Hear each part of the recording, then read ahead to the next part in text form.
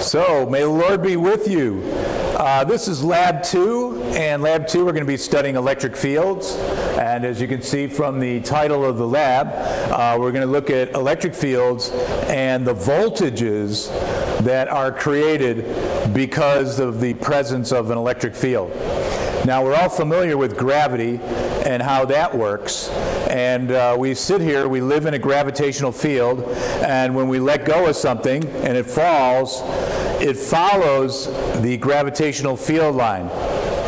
And as it falls, gravity does work on the object. Any object that has mass will undergo a force in a gravitational field. So we're going to do the same thing, but this time it's going to be with charges. And to make things a little bit more complicated, there's two kinds of charges. So you see with gravity, there's just one kind of charge. It's called mass. And every mass is attracted to any other kind of mass. But with electricity, we have like charges that repel, and then we have unlike charges that attract. Now, just like gravity, we envision that surrounding this charge, moving out into space, is the field. And so for a positive point charge, like that, a fellow by the name of Faraday, and he's the guy who we named capacitance after. So the unit of capacitance, which we measured in the first experiment, he came up with this drawing of the electric field.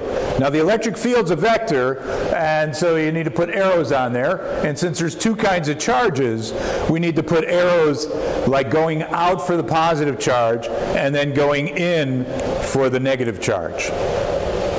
Now, point charges are spherically symmetric, which means that the field goes out into space evenly in all directions. And then it decreases as it spreads out because the field is filling a larger and larger volume, so all of that field strength is now distributed over a greater volume, and we sense that field on the surface of that volume. So as the surface area increases, the field across that surface decreases. All right, and you can see I've got an old student of mine hooked up to a Van de Graaff generator, and she is allowing electric charge to go onto her body, and then her hair, being very light, can pick up charge, and since like charges repel, the hair on her head will move away and follow the field lines that are on her head because her head's spherical, and so her head's becoming spherically charged, and the hair on her head follows the electric field lines. So, spherically symmetric charges have field lines that go out into space. Negative charges, they point into the charge, and for positive charges, they point away from the charge. Okay, now, when we have more than one charge around, then we start getting into a situation where the fields of those two charges now produce a net effect in space. And we studied that with waves, and it's called the Principle of Superposition. So the field of this positive charge here and the field of that negative charge there produces this shape in space. So this is the field of what's called a dipole field, where you have equal but opposite charges producing that configuration in space. And you can see that a lot of the field lines are trapped between the two charges. And so out in space here, there's a lot fewer lines going out into space. So if we go to measure the field out there, we would measure a much smaller field because these two charges are effectively canceling each other out. If we have the same charge, though, you can see that together they beef up the field. So as you move away from the charge, you can see that the field lines are a lot denser. And you can see right here, smack dab in the middle, there's no field because the field of the plus charge pointing this way from this charge and the field from that charge pointing this way cancel out in the space between them. And that's what you see when you have repulsion. All right. So it's very important that when we talk about charge distributions that we then have to add up all the effects of the charges that are making up that charge distribution. Okay, now we can calculate the electric field of a point charge by using Coulomb's law, which is what we studied in the first experiment. So if you take Coulomb's force law for F up here and then divide by a charge, and the charge is the thing you're going to measure the field of the other charge with. So I'm going to go back to this slide here. So if I wanted to measure the field out in space here, I would get a charge, another charge, and we call that charge Q naught. And I would put it right here, and then I would feel what kind of force and in what direction that force is acting on that little test charge. So they call it a test charge, and it's nothing more than some kind of instrument that you're using to measure the electric fields, or as you'll soon learn, the voltages that are produced by a charge arrangement. All right? So on the next slide, the electric field of the charge distribution you're interested in is equal to the force that that charge distribution creates on a little test charge. All right. So for a point charge,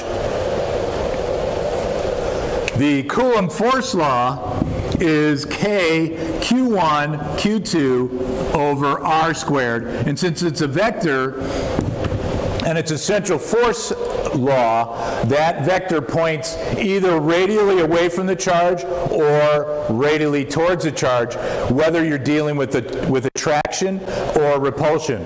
Now, if we divide both sides by one of these charges and just change it to Q naught, then we get the electric field that's created in space due to Q1. But then we don't call Q1 anymore. We just change its name and say big Q. So big Q is the field I'm interested in measuring, and I'm going to measure it using a little q that is in my meter. So I have a meter right here, a voltmeter right here, and there's a positive lead and a negative lead. And when I hook this thing up, I create a test charge situation, which then can measure the properties, the electric field or voltage or whatever, of the charge distribution that I'm interested in, like some electric circuit. Okay? So that's what they do in electricity. They don't use force, they use force per unit test charge. So you see, if you had double the test charge, you'd have double the force. So the proportion always stays the same because it's being created by this other charge, big Q. So you can get that out of there. And then this is the force of a charge, a point charge. So up here on the board, you can see E is force over Q naught, and if you just plug in Coulomb's law, then you get that expression right there. Now, if you go to do a charge distribution, then we have to do an integral.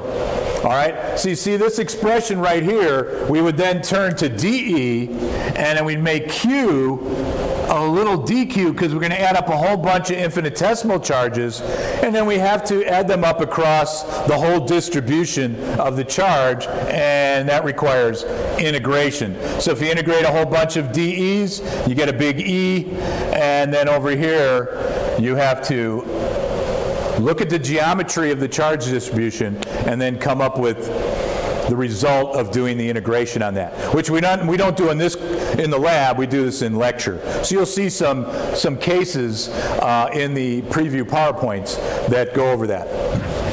Okay, so now we're going to talk about voltage.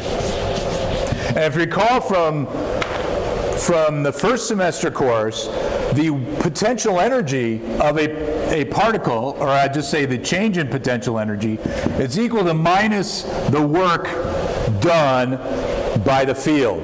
So we're going to have the electric field of a charge distribution, and it's going to create a certain change in potential energy when work is done on those charges. And the work force that we use in electricity is the power supply of our battery, or in this case, you plug it in the wall for a power supply that we use in the lab. But it's basically the same thing.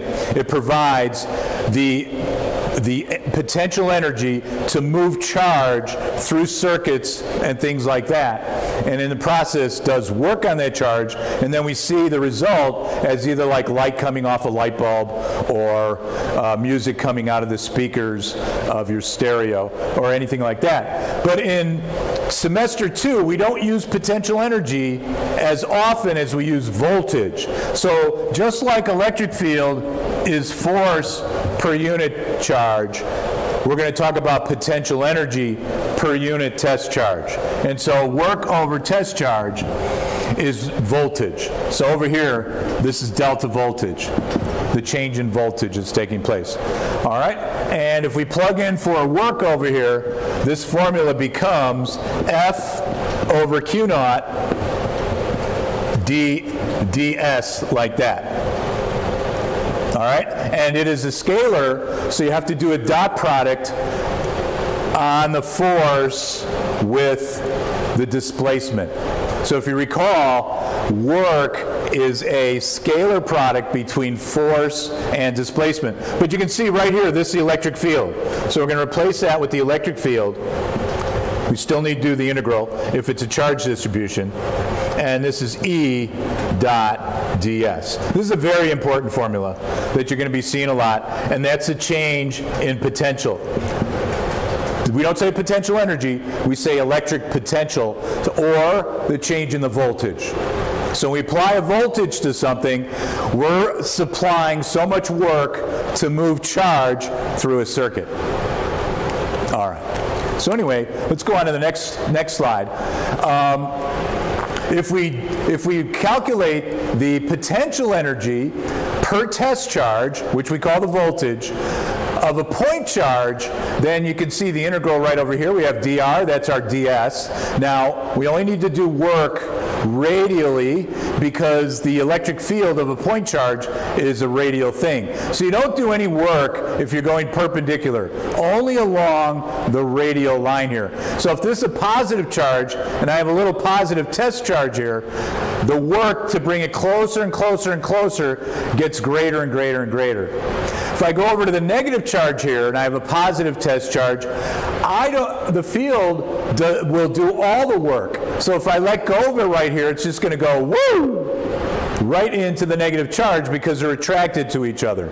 So in this case, the field would do negative work, and over here, the field would do positive work if I brought in a test charge and brought it closer and closer to a point charge. So you're going to be doing that experiment online at a website called PHET. So it'll be your first online experience in using a simulation program that's available online, and I will send you some directions on how to do that. But anyway, this is one of the equations you're going to be studying in the experiment. You'll also be studying the electric field of a point charge. So this formula right here, you'll be looking at as well. All right.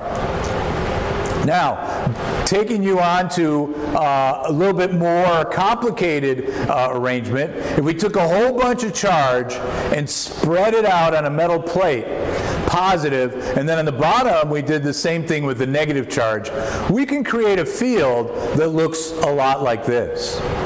And you're going to measure what that field looks like, but only I'm going to do it for you. So I'm going to collect the data. I've got it all set up here in the front of the room, and as soon as we finish this little introduction, we'll start another video and show you how we're actually going to measure the electric field and voltage between these two plates. But again, before we do that, I just showed you this formula right here. V is equal to minus E dot ds, that integral. But the opposite of this integral would be a differential equation, and that's called the gradient. So if you take the ds, see this is directional, so ds means the E in the x direction, E in the y direction, E in the z direction. This would correspondingly give you the voltage in all those different directions. Now remember, voltage is a scalar, but the formula would have x, y, and z in it if it was very complicated. Now if you already know the voltage, electric field, by taking the directional derivative, again you see this is a directional differential right here. So we just flip this thing around and we turn it into a derivative equation called a gradient, and we take the negative gradient of the potential. Now we're only going to do it in one dimension. We're just going to go straight across like that from one plate to the other. So this is a really simple calculation, and it looks like this. So the electric field between those two strips of charges, one plus and one minus, is going to be equal to minus dV and dx. So we're going to call it x as we move from this point over. We're going to move from this point over here to this point over there. Okay, and we usually start over here because the voltage is 0. The negative side of a power supply we call 0 voltage, and then over on the other side is whatever voltage we get depending on how much charge we put on the plates, how close we bring them together, and we're going to be studying that in the next experiment. All right, so that's the theoretical portion of this second experiment, and so then we're going to shut that down, and then we're going to get right into showing you how to do the experiment for this second picture right up here. All right, so hang tight.